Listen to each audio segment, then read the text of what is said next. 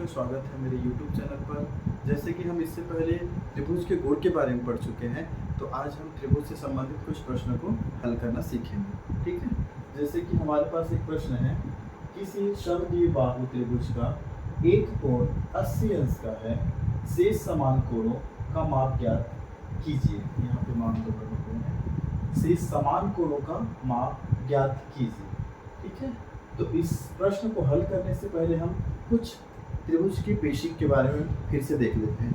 जैसे कि यहाँ पे देखो, किसी समद्विबाहु त्रिभुज के बारे में बात हुआ है, तो समद्विबाहु त्रिभुज किसे कहते हैं? इससे पहले वाले वीडियो में बता चुका हूँ कि समद्विबाहु त्रिभुज किसे कहते हैं। तो एक बार फिर से देखते हैं समद्विबाहु त्रिभुज। समद्विबाहु त्रिभुज होता है,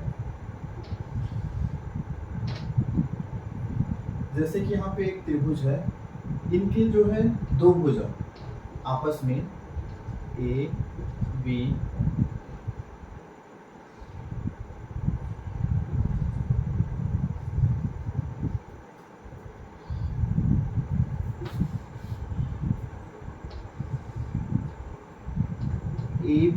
सी, इसमें से ए बी और ए सी भुजा जो है आपस में बराबर है। ठीक है, दो भुजा आपस में बराबर है।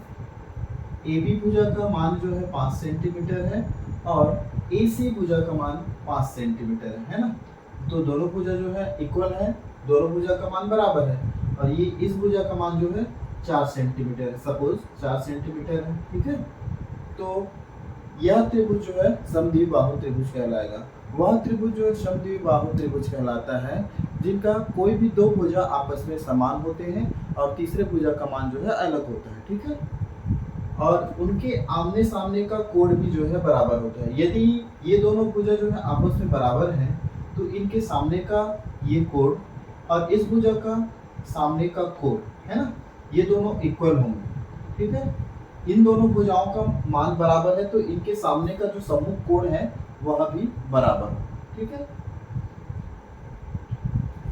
तो इस प्रश्न को आगे देखते हैं। हाँ, एक बात और है कि त्रिभुज के जो है तीनों कोणों का योग, तीनों कोणों का योग जो है 180 अंश होता है। ये हमेशा पता होना चाहिए। किसी भी स्थिति में त्रिभुज के तीनों कोणों का मान जो है 180 अंश ही होगा, है ना। त्रिभुज के तीनों कोणों का मान होगा 180 अंश। ठीक है, जैसे कि यहाँ पे इस प्रश्न में त्रिभुज के एक कोण का मान दिया है 80 अंश, तो हमें पता लगाना है कोण बी और कोण सी का मान कितना होगा, है ना। किसी समद्विबाहु त्रिभुज का एक कोण 80 अंश का है, तो शेष समान कोणों का माप ज्ञात कीजिए। शेष समान, समान बोल रहा है मतलब ये दोनों कोणों का मान जो है आपस में समान होगा, इक्वल होगा। क्योंकि मैं अभी बताया समान जो है भुजा वाले माप के जो है सम्मुख कोण आपस में समान होते हैं ना। ये दोनों भुजा आपस में समान है, तो इसके सामने वाले कोण भी समान होंगे। तो इस प्रश्न को हल करते हैं, आइए देखते हैं।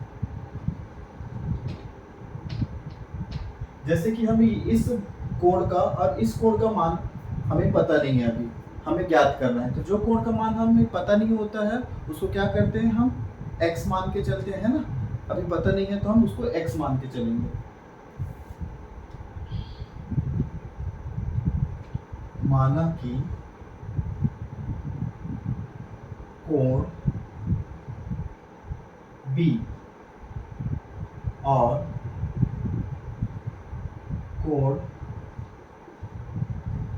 C का मान x है। अब यहाँ पे लिख देते हैं फिलहाल x, है ना। अब उसके बाद क्या हम जानते हैं कि त्रिभुज के तीनों अंतः कोणों का योग जो है 180 अंश होता है ना। त्रिभुज के तीनों अंतः कोणों का योग जो है 180 अंश होता है, तो उसको हम लिख देंगे त्रिभुज के तीनों कोणों का योग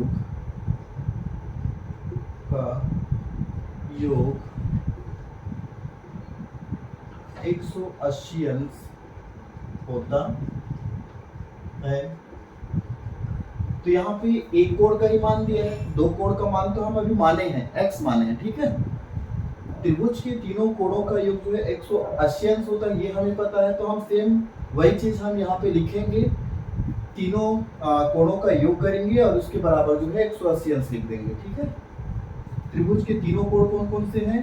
कोण ए, कोण बी, कोण सी। कोण ए प्लस कोण बी प्लस कोण सी इज इक्वल टू 180 डिग्री, है ना, 180 अंश।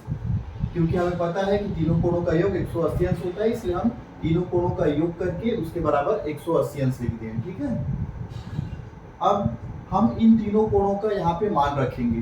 कोण ए का मान 80 अंश दिया है, कोण बी और सी को हम x माने हैं, तो कोण ए की जगह हम लिखेंगे 80 अंश प्लस कोण बी का मान है x अंश, x प्लस कोण सी का भी हम x माने हैं बराबर 180 अंश। इसके बाद जो है हम इसको आगे हल करते हैं। देखो यहाँ पे x और x दो बार है और समान राशि वाले जो है आपस में इनका योग होता है, जुड़ता है ना। यहाँ पे 80 अंश है और ये x x है, तो x x आपस में जुड़ जाएंगे, 80 का 80 रहेगा प्लस x और x 2x हो गया, इसको हम 2x लिख देंगे इज इक्वल टू 180 अंश। अब यहाँ पे हमें चूंकि x का मान निकालना है, तो यहाँ पे x वाले वैल्यू को अभी इधर ही रखेंगे और इसके साथ जो भी है ना, x के साथ जो भी है उसको दूसरे पक्ष में पक्षांतर करेंगे, बराबर चिन्ह के उस पार जो है हम इसको पक्षांतर करेंगे। क्योंकि ये 80 जो है इसके साथ प्लस में है, तो हमें पता होना चाहिए कि प्लस वालों को पक्षांतर करते हैं तो दूसरे पक्ष में जाकर जो है ऋण में चला जाता है, ऋण चिन्ह के साथ चला जाता है। यदि वह गुणा के साथ है तो वह भाग में चला जाता है, और भाग के साथ है तो वह गुणा में चला जाता है। तो सबसे पहले हम 80 को पक्षांतर करेंगे, चूंकि यह इसके साथ प्लस में है तो उधर जाके माइनस हो जाएगा। अभी यहाँ बचेगा 2x बराबर 180 अंश, इधर से 80 हम पक्षांतर किए तो माइनस 80 हो गया। ठीक है, अब उसके बाद इसको आगे हल करते हैं।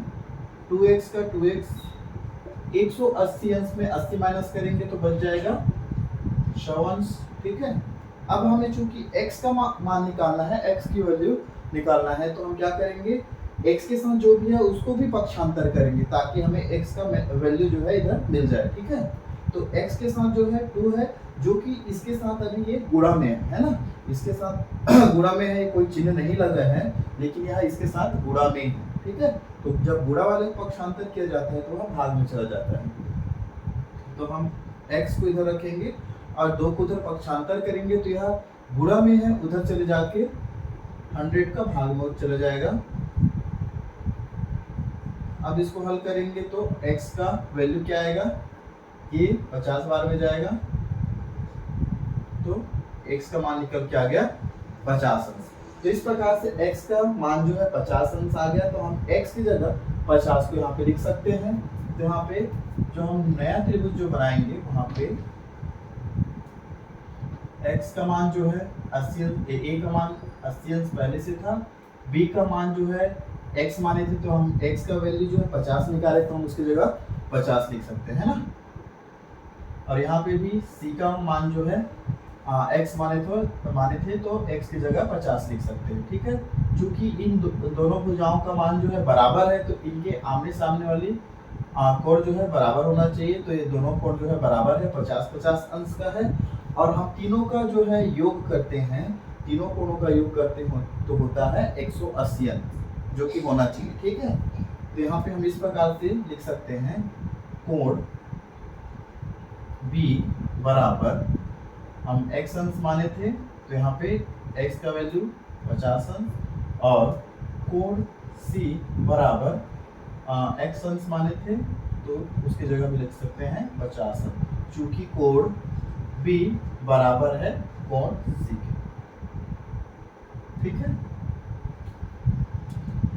कुछ समझ नहीं आया होगा तो आप कमेंट कर सकते हैं कमेंट बॉक्स में, और कुछ और प्रश्न होगा तो भी कमेंट कर सकते हैं। ठीक है।